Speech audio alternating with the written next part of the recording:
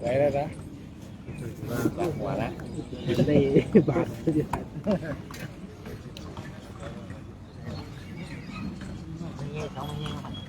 แล้วก็หัวได้ที่ไหนพูดยาวได้จริงเอาอันยัดยัดสิ้นเดือนมันมั่นใจ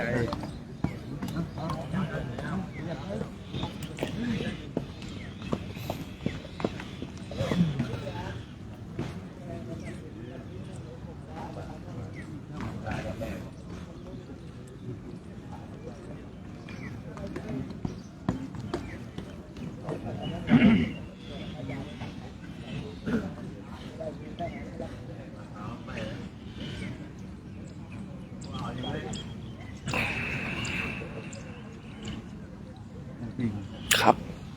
เท่าไหร่เลยพอแล้ว34ครับไปเลยเนาะครับโอ้ยอย่างนี้แหมมันมาเองครับ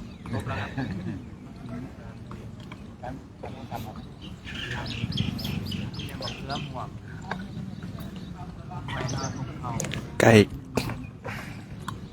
กล้จะพร้อมก่อนพี่ไม้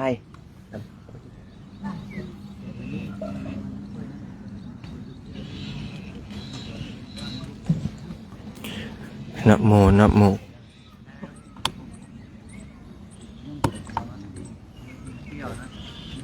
นะโม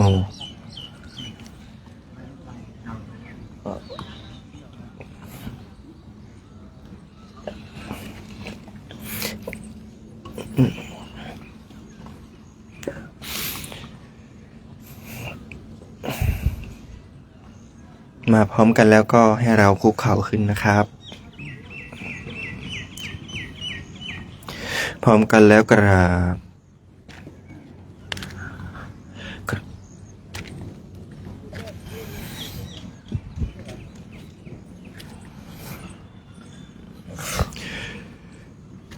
โยโสภะคะวะอะระหังสัมมาสัมพุทโธสวากขาโตเยนะภะคะวะตาธัมโมสุปฏิปันโนยัสสะภะคะวะโตสาวกสังโฆธัมมายังภะคะวันตังสัทธัมมังสัสสังฆังอิเมหิสการเรหิยะถาระหังอาโรปิเตหิอภิปูชยามะสาธุโนพันเตภะคะวะสุจิราปรินิพพุโตปิปัจฉิมาชนะทานุกัมปมานาสาอิเมสการเรทุกขตาปันนาการภูเตปฏิคันหาตุอัมหากังทีคารตังหิตายะสุขายะอะระหังสัมมาสัมพุทโธภะคะวาพุทธังภะคะวันตังอภิวาเทมิสวากขาโตภะคะวะตาธัมโมธัมมังนามัสสามิสุปฏิปันโนภะคะวะโตสาวกสังโฆสังฆังนามามิหันนมยังพุทธัสสะภะคะวะโตปุพพาคณมการังกโรมาเสนะโมตัสสะภะคะวะโตอะระหะโตสัมมาสัมพุทธัสสะนะโมตัสสะภะคะวะโตอะระหะโตสัมมาสัมพุทธัสสะนะโมตัสสะภะคะวะโตอะระหะโตสัมมาสัมพุทธัสสะ หันธรรมยังพุทธานุสติธรรมานุสติสังฆานุสตินายังกโรมาเสอิติปิโสภะคะวะอะระหังสัมมาสัมพุทโธวิชชาจารณะสัมปันโนสุขโตโลกวิทูอนุตตรปุริสธรรมสารทิสัทธาเทวมนุษย์สานังพุทโธภควติสวากขาโตภควตาธัมโมสันทิติโกอากาลิโกเอหิปัสสิโกโอปัญเยโกปัจจตังเวทิตาโพวินโยหิติสุปฏิปันโนภะคะวะโตสาวกสังโฆอุชุปฏิปันโนภะคะวะโตสาวกสังโฆยายาปฏิปันโนภะคะวะโตสาวกสังโฆสามีจิปฏิปันโนภะคะวะโตสาวกสังโฆยะติทังจัตตาริปุริสายุคานิอาปุริสาปุคลาเอสะภะคะวะโตสาวกสังโฆอาหุนายโยปาหุนายโยทักขินายโยอัญชลิกรณิโยอนุตตรังปุญญเขตังโลกัสสติพาหุงสหัสสมาพินิมิตาสาวุทันตาครีเมฆารังอุทิตาโกรัสเสนมารังธานาทิธรรมวิธินาชิตาวามุนินโทตันเตชะสาภวตุเตชัยมังคลานิมาราติเรกัมมาปิโยจิตาสาภราติงโครัมปนาลวะกมะขมาทัตยักขังคันติสุทันตวิธินาชิตาวามุนินโทตันเตชะสาภวตุเตชัยมังคลานินาลาคิริงคาชาวรังอติมาตาภูตังทาวากิจักกมัสสนิวสุธารุนันตังเมตตัมภูเสวิธินาชิตาวามุนินโทตันเตชะสาภวตุเตชัยมังคลานิอุคิตคัตทาสุทารุนันตังทาวันติโยชนะปะทังกุลิมาลวันตังหิทธิปิสะกตมโนชิตาวามุนินโทตันเตชะสาภวตุเตชัยมังคลานิกาตวานากาธมุทารังอิวคาปินิยาจิตชายาทุทวจนังชนะกายมัจเจสันเตนะโสมาวิธินาชิตาวามุนินโทตันเตชะสาภวตุเตชัยมังคลานิสัจจังวิหายมติสาจักวาทะเก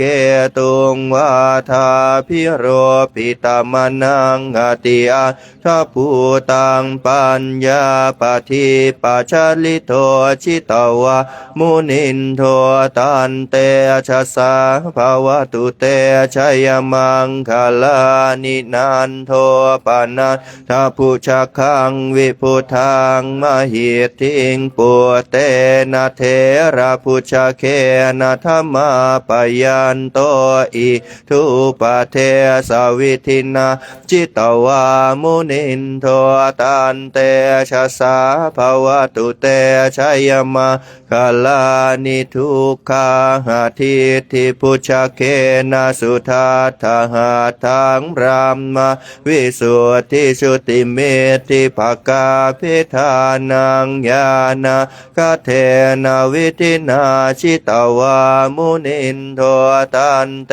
ชะสาภวตุเตชัยมังคลานิเอ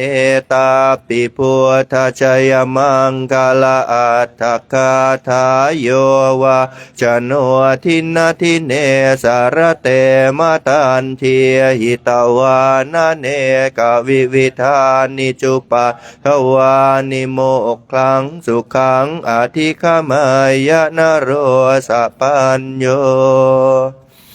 มหาการุณิโกนาโทหิตายาสัพพปานินางปุเรตวาปารมีสัพสามโพธิสัจวาเจนะโหตุเตชัยมังคลังชยันโตโพธิยามัวเลสักยานะนันดิวัตโนเอวังตวังวิจโยโหหิชยัตสุชยมังคะเรอปราชิตปัลลังเกสิเสปัทวิโปคะเรอภิเสเกสัพพพุทธานาอาคาปะโตปโมทติสุนัขขัตตังสุมังคลังสุปาพาตังสุโหติตังสุขโนสุโมโหโตจะสุเยทังพรหมจาริสุปทากินังกายกรรมังวาจากรรมังปทากินังปทากินังมโนกรรมังบาเนทิเตปทากินาปทากินานิกาตวานลพันตเทปทากิเน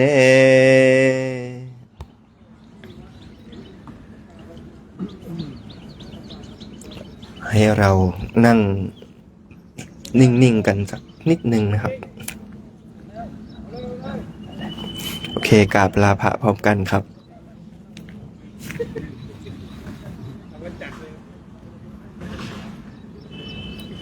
กราบลาพระพร้อมกันนะครับอะระหังสัมมาสัมพุทโธภะคะวาพุทธังภะคะวันตังอภิวาเทมิสวากขาโตภะคะวะตาธัมโมธัมมังนามัสสามิสุปฏิปันโนภะคะวะโตสาวกสังโฆสังฆังนามามิมาตาปิตุคุณังอหังวันทามิครูอุปัชฌาย์อาจาริยคุณังอหังวันทามินิมนต์ตั้งแถวนะครับ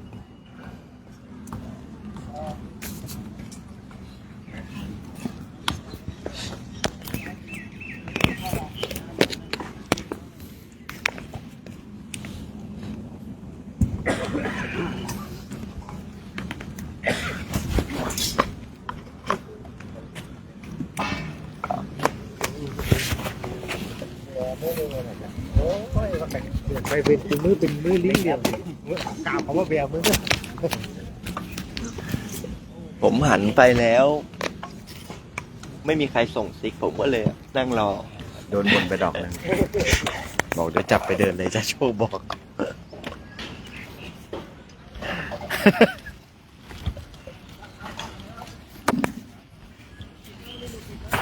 นั่นอย่างนี้แล้วนะ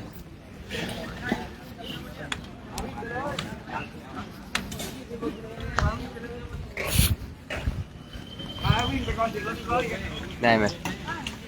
วันนี้ตอนนี้ตลอดเลยไม่ไกลอะไรนักกีฬาตลาดที่จะแถวเพราะว่าพ่อเจอญี่ปุ่น เพราะว่าตอนพักผมแบบยาล้างที่เขาไปล้างกลางก็ไม่งั้นนะอักเสบที่บอกให้กลางสะพานลูกแล้วเป็นการไปลวกวันนี้ก็ญาติโยมนะทุกคนทุกท่านเนาะวันนี้ช่วงฉันภัตตาหาร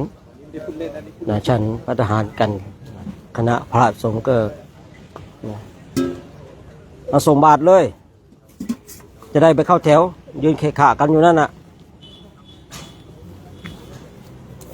เดี๋ยวก่อนกันเดี๋ยวส่งสวัสดีก่อนอันนี้ก็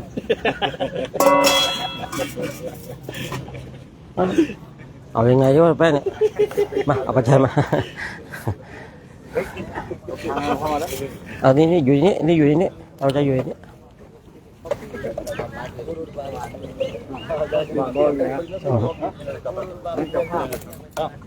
กับนิมนต์หลวงพ่อมาสักรับปัจจัยตรงนี้หน่อยครับรับปัจจัยไงเนื้อข้าวเหลือหม้อเดียวครับนี่ต้องคุยกับทางนู้นเหรอครับต้องรับปัจจัยก่อนครับข้าวที่2หม้อเหรอน้องสมศักดิ์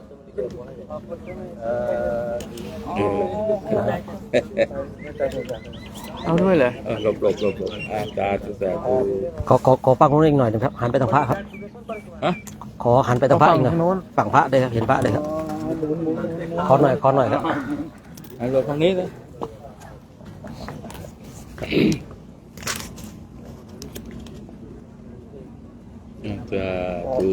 สาธุเจ้าภาพมาตะรวยตายตะรวยเลยมาเดี๋ยวไม่เห็นตะรวยfood apple last day โอเคตายยังสาธุครับวันนี้ได้ร่วมกันเป็นเจ้าภาพภัตตาหารนะได้ถวายภัตตาหารไป 50,000 รูปีญาติโยมเนาะเดี๋ยวเราไปประกาศอนุโมทนากันอีกรอบหนึ่งนะซึ่งทุกร่วมกันเป็นภัตตาหารกันทุกวันญาติโยมนะวันนี้เราก็เห็นภาพของพระสุสงฆ์นะท่านได้ไข่2กล้วย2ไข่2กล้วย2จะถามอีกนะครับสร้างคุณงามความดีกันในช่วงภาคเช้าของวันนี้นะเราก็ทุกเช้าเราก็มาสร้างบุญเอาบุญกันทุกเช้าเรามาบุญสร้างบารมีกันเราต้องขนขวายบุญกุศลกันทุกอย่างอะไรที่เป็นบุญเราก็ขนขวายอะไรที่เป็นบารมีเราก็ขนขวายด้วยตัวของเราญาติโยมฉะนั้นญาติโยมมีโอกาสเรามารวมสร้างบุญบารมีกันสร้างเหตุสร้างปัจจัยสร้างสวรรค์สมบัติสร้างนิพพานสมบัติกันพระเองก็ฉันข้าวแต่เช้าวันนี้นะตั้งแต่เช้าเลยวันนี้7 โมงมากันแต่เช้าเลยเนี่ยไม่หลับไม่นอนกันเนี่ย7 โมง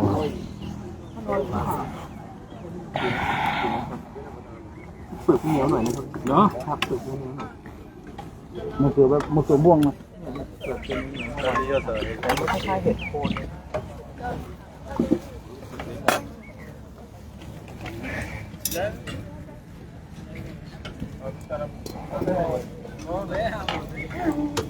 ตัวถูกไม่ต้องก้มเก็บเอวหรือเปล่า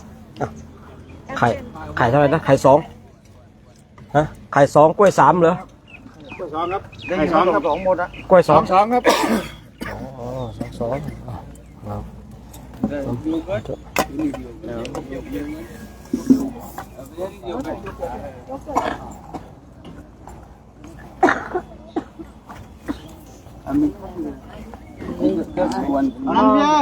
nanti tinggal lagi aiท่านอะไรเก็บภาพคนไปจ้างวัดจะไปอยู่ให้ This is delicious Indian food. Yeah, thank you. You can save. You can make. ตอนนี้เราก็ได้มาร่วมกันในญาติโยมให้ผสมกันนะ มันจะใส่นี่ใส่นี่